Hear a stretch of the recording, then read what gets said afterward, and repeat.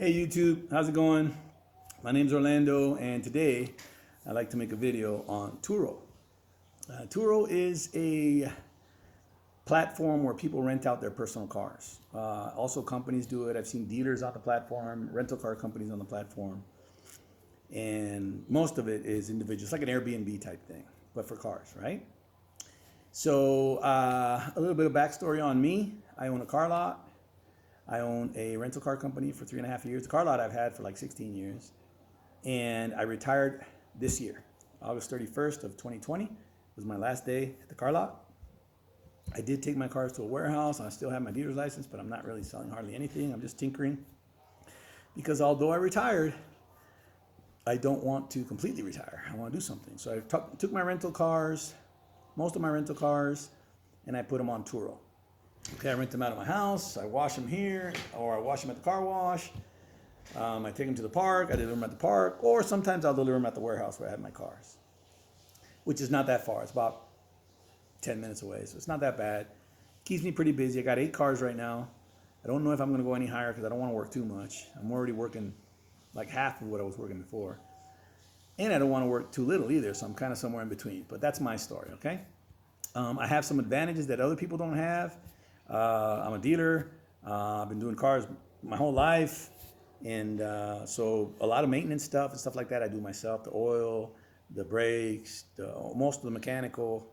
The only thing, I can't change tires because I don't have a tire machine. But I do most of the stuff myself, so I do have some advantages. But I've seen a lot. This is what I want to make this video about: how to buy a car on Turo and how to price your car on Turo, because I've seen a lot of people out there. It just blows my mind. Now that I'm full on Turo, because I was just doing rentals with my company. Now that I've been like 2.5 months, I'm always researching and looking, and I see a lot of videos on YouTube, people complaining about how Turo sucks, I made no money, my car got stolen, blah, blah, blah. Mostly, it really sucks when you don't make money, that's it. The car got stolen, that's nothing, because Turo pays for that.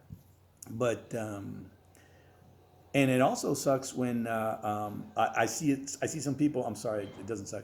I see some people also putting videos where they're like, oh, I'm making all this money, da, da, da, and they think they're making all this money, and I do the math, and I'm like, this guy's crazy, right? So anyway, that's what I kind of want to talk about here.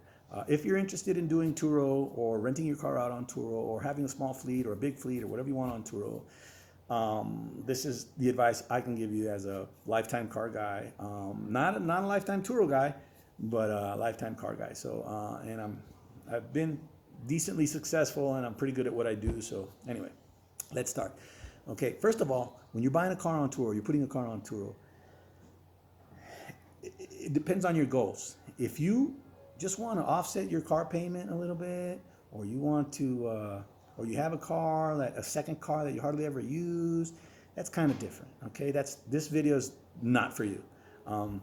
Most likely, it'll work out. You make a little side money. You'll be happy. Keep in mind, all these rental cars get dinged, smoked in, curbed.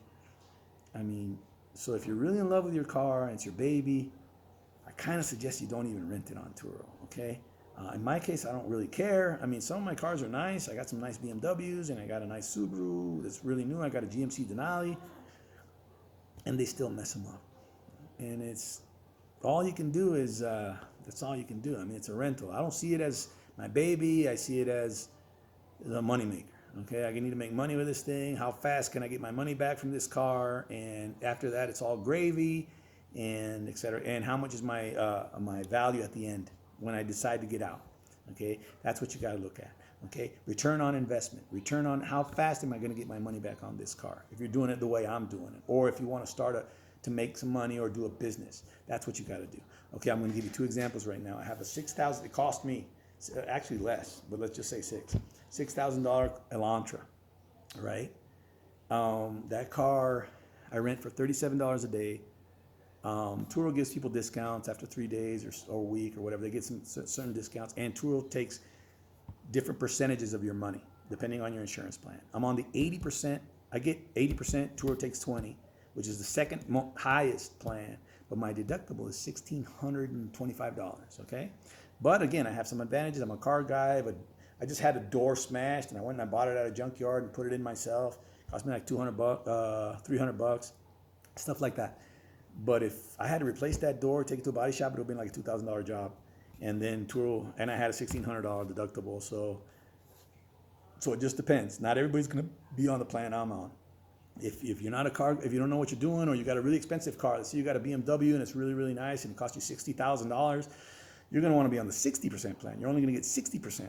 Why? Because then if you get a curb rash, you get a ding, you get a scratch, it's all covered, zero deductible. And you don't want that brand new BMW or Mercedes-Benz or whatever it is to be all messed up. So it also depends on the car, depends on your market. Look at the market, study your competition, your friendly competition, okay? Like me. Study how many, if you're in Los Angeles, maybe you can get higher rentals. If you're in Colorado Springs, maybe you got to go a little lower with cheaper cars. If you're in Denver, it just depends on where you are. If you're in Miami, maybe you could have, I don't know, a Porsche. And don't fall in love with the cars. Don't buy a car just because, I always wanted to have a Bentley or whatever, I always wanted to have a Bentley Continental GT. That's my dream car. So you go and buy it and you think you're going to pay it with Turo. No.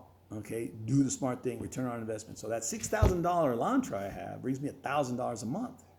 I have that GMC Denali brings me like $700 a month, and it cost me almost 4 times the price. So that was some cars in my case are exceptions. I have them because they were on the lot when I closed my lot and I hadn't sold them. I'm like, let's make it a rental and start getting some money in the meantime before I sell it. You know what I mean? So it's different.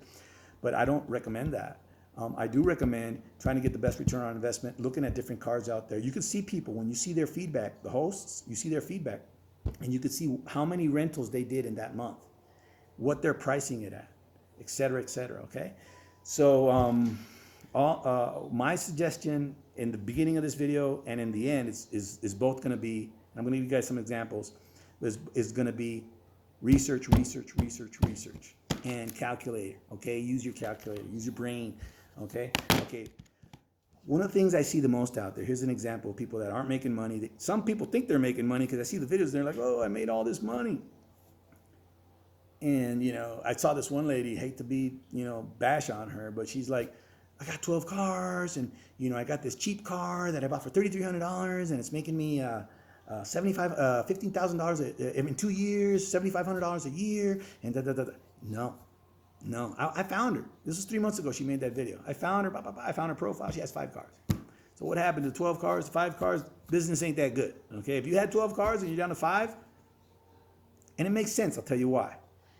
No matter what you do, and this end of the spectrum, we're on the low end now. We're gonna go to the high end too, but let's go on the low end. If you're at this end of the spectrum and you're trying to, because you want to rent more than everybody, and you want to take the market, and you want to be, if there's 2 Civics out there, you want to be the cheapest Civic.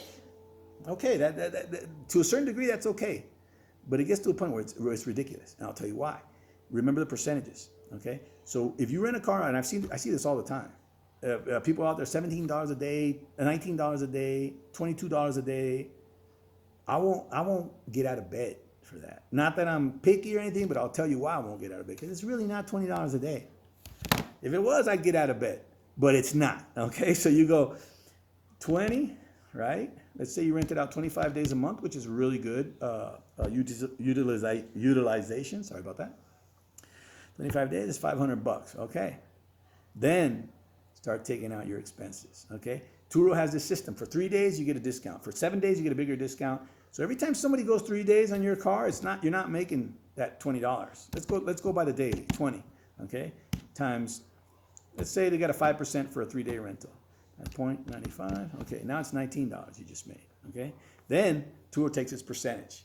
Depending on the plan you're on, if you're kind of risky like me, you're getting 80%, let's do the 80%, okay? Times 0.8, okay, now you're making $15 a day, okay? Every rental that comes in here, at least for me, if you're half decent and you're serious about your business, you're gonna wash that car, you're gonna clean it, you're gonna use a few products. I use Tire Shine, I got degreaser, I got a few little things, I got interior cleaner, okay? Miscellaneous, a car wash, the cheapest car wash I'll ever pay for is probably $3 when I do them myself. If it's clean, if the car is clean, $3. I'll spray it, I'll vacuum it. It'll cost me $2 for the spray, $1 for the vacuum up at the machine. I don't want to do it here because I live in Colorado Springs and it's too cold. And Minimum $3. Usually it's $5, $6, and I just bought tons of 100 passes at a local car wash down the street. It's $5. Okay, that's without counting the products. If you use any products with your time. Okay, so let's say $5. Now you're making $10 a day. Okay, it depends on how many days the rental was, because it's only one car. Well, let's say you're making $12 a day. Okay, let's add $2 back on there. Now you're making $12 a day. Then you got maintenance. Okay. You need to, no matter what. I don't care how nice the car is, or how old the car is, or if you don't care about the car or whatever. If you want to keep the car on the road, you need to change the oil at least every 5,000, 6,000 miles. If it's synthetic, at least every 10. I mean, if you go more than 10, I think you're crazy. And then you got to do tires at least once every. If you're renting it out 25 days a month, you're going to change tires like every 6 to 8 months, maybe 8 months. You're going to change brakes like every 6 months or 8 months, same as tires. Brakes and rotors, most likely, at least the fronts. And rears, maybe once a year. You got to count all this stuff, okay? So let's say maintenance, I'm doing it based on daily. Let's say on maintenance, you got, I don't know, take away $2 more, $3 more. Okay, now you're making $9 a day. You haven't counted insurance. Turo needs to have insurance. They require you to have insurance. You have to have insurance, okay? So you got insurance on your car. Let's say I have a commercial insurance, which is like almost $100 per car per day. It's full coverage. But even if you have the cheapest personal Geico, whatever it is, and and it's liability only, minimum state requirement, and you're still going to pay, let's say $80, okay? And how much is that in a day? I don't know, $2 a day, right? 80, right? No, actually more, $3 a day, okay? So take away $3 more. Now you're making $6. Okay, you haven't counted depreciation on your car. I don't care how old that car is. You bought that car like that lady. She bought it for $3,300. You can't have a car with less than 130,000 miles on there, right? So let's say she bought it with 100,000 miles for $3,300. 2009 Toyota Yaris. She bought it for $3,300. She's happy. She bought it for $3,300, and she rented it out for 2 years. And by the time she sells, it's going to have 180, or who knows what it's going to have. And by the time she sells it, that car's worth, if she's really lucky, like $1,000. Okay, so she just lost. She rented for 2 years. She lost $100 a month in depreciation, because you have to count that. At least you have to guesstimate it. Okay, so $100 a month divided by 30 days is $3 more. It's actually more than $3. Let's make it, I don't know, $3.50. Okay, you just made $2 a day, $2.70 a day, and then at the end of the year, you get a tax thing from Turo saying, hey, these are your earnings. Well, they go by the gross. These are your earnings. So what are you really making? $2.70 a day without counting the tax, without counting your time. You got to take the car to the wall. You got to do something. I mean, you're not going to sit there and the car's going to make its money for you, and you're just going to sit there and just, never change the oil, never do nothing, never take it to the car wash, and the customers aren't going to do it for you. So what are you really making? I mean, would you get out of bed for $2.70 a day, and really less? So that's one of the extremes. That's one of the extremes I see a lot of people fail, or a lot of people think, because they see the initial number, they're like, oh man, I'm making $500 a month. There's some other things that you can make, like if people come in late, you get paid for that. And if people smoke in your car, you can get paid for that. So there's another few things, but the meat and potatoes is your rentals. Okay, so let's say you make $1 or $2 more a day because of the miscellaneous. Sometimes you charge people when they screw your car or they come late or whatever. Still, would you get out of bed for $4 a day? It just makes no sense. I see it all the time. All the time on Turo. I'm like, no wonder these people fail. That lady with the 12 cars, she's down to like, I found her and she's down to like 5 cars. No wonder she's down to 5 cars. Raise your prices. I'm not trying to, don't screw people, but hey, don't give them away. What's your time worth? The maintenance worth, the tires, the brakes, the clutch, if it's standard, God forbid it breaks. God forbid you're on my plan, on the 80%. This is on the 80% plan. If you're on the 60% plan, forget it. You're losing money because you're only getting 60% of what you're renting. So, and then if you're on the 80% plan, and you got that Yaris, for example, right now that Yaris is worth what? $1,500 after 2 years, $1,000 if you're lucky. And I have a $1,625 deductible. That car gets stolen. You know what Turo does to me? They do this. They say, hey man, we'll pay, but $1,600 is you. So God forbid that car gets stolen, it gets wrecked, then what do you make? People don't see that. I just don't. It just blows my mind. I see it all the time on Turo. Other end of the spectrum, okay? They'll come in, they'll have a half decent car. It's their car that they love. It's their personal car. It's a 2013 Dodge Charger, okay? It's decent. It looks kind of nice. It's a 6-cylinder, rear wheel drive. Can't rent it hardly in Colorado or whatever. This is just and they're asking $140 a day. They'll never rent it. You look at these people and they have it, and they have 2-3 months go by and it has no trips. What are you doing? You know, and then I saw this other guy on YouTube. He had this is the extreme example. He bought a brand new Jaguar and he's Turo sucks, Turo's horrible, blah blah blah. He bought a brand new Jaguar, probably 70 grand. It was a F-type all-wheel drive double R, whatever, the really nice one, convertible, brand new. I don't want to know what his payment was on that car. He bought a brand new C7 Corvette, 2019. I think it was a 2019. Okay, he rented them out for 7 months. First of all, they got the crap beat out of them, because when you rent a car, make no mistake, it could be your personal car, you can have whatever purpose you want, but when you're renting cars, don't fall in love with the car, because people are going to beat it up. That's just the way it is. They're going to beat the crap out of your car, okay? So this guy, you know, Turo sucks. Yeah, you gotta rent. You know how much money you gotta rent this out to make your $1,000 a month payment, you need full coverage on that thing. You financed it. So you need to have $300 a month coverage on insurance. Then you gotta have the 60% plan, because you can't have the 80% plan with a brand new Jaguar or a brand new Corvette. You know what I mean? You have to have, when that car gets curb rash, you want it fixed. When that car gets a burn in the seats because somebody smoked it, you want it fixed. And so you need to be on the best plan with no deductibles. It covers wear and tear. It's the best plan they have. But keep in mind, they're going to take 40% of your check. So then you got to take people to the airport. Then you got to be washing cars. You got to make like $1,500 to $2,000 just to break even. Actually more, because when you think about it, they're going to take that 60%. That 40%. You got to make like $2,500 a month on that car just to make your payment and to make your insurance payment and to do the maintenance on the car and blah, blah, blah. After that, you're probably making money.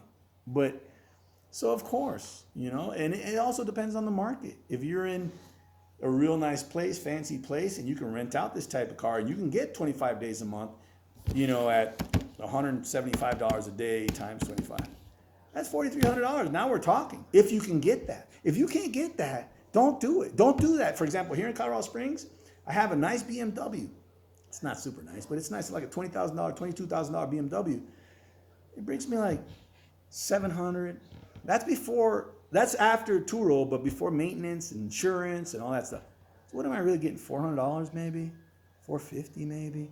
You know how long it's going to take me to get that return on investment? The only reason I have it's because I had it at the car lot, and when I closed, I'm like, I didn't sell it. Let's make it a rental. But I have an Elantra that cost me $5,000, $6,000. It brings me $1,000 a month. I love that car. That's one of my best cars. I actually bought another one.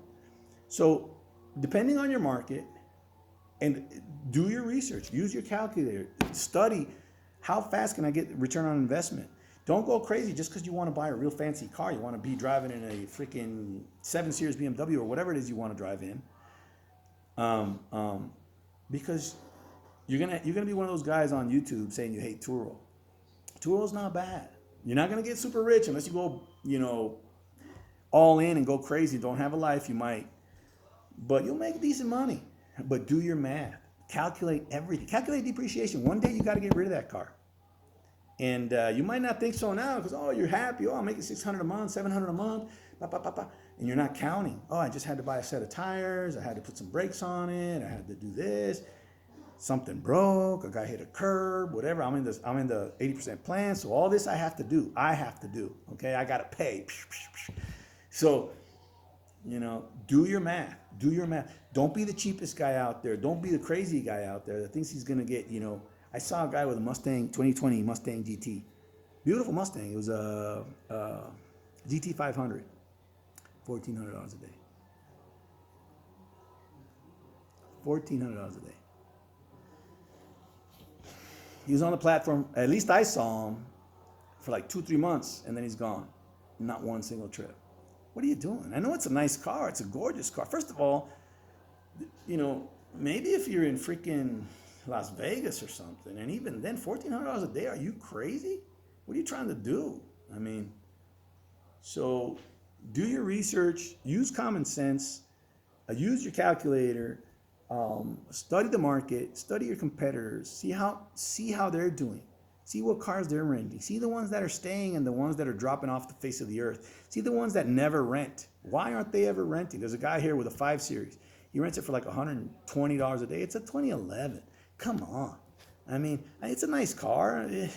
That's a $50 a day car. You know? You'll make some money. Don't get me wrong. $50 a day. You drop it to $45, $50 a day, maybe $55, I don't know. And you rent that out for 25 days. You make $1,200, and then you got to take the maintenance out and stuff like that. But you'll still make $800, $900. But don't try to rent that thing for, for $120. It's a 2011. I mean, yeah, they're nice cars, but be realistic. Be realistic. Study the market. Study your competition. Research how quick you can get your return on investment. And that's it. Don't try to be the cheapest guy because you want to undercut everybody and you think, oh, I'm undercutting everybody. I'm renting my cars. This guy has a Civic, but I dropped mine cheaper than his. And if he's at $22, I'm going to be at $19. You're working for free. Actually, you're paying to work. That's it, guys. Good luck. You guys interested in Turo? That's my advice. Do the best research you can. Never forget the trusty calculator or your smartphone. And that's about it. Hope it works out. Hopefully you won't be one of those guys on YouTube that hates Turo. Take care, guys. See you on the next one.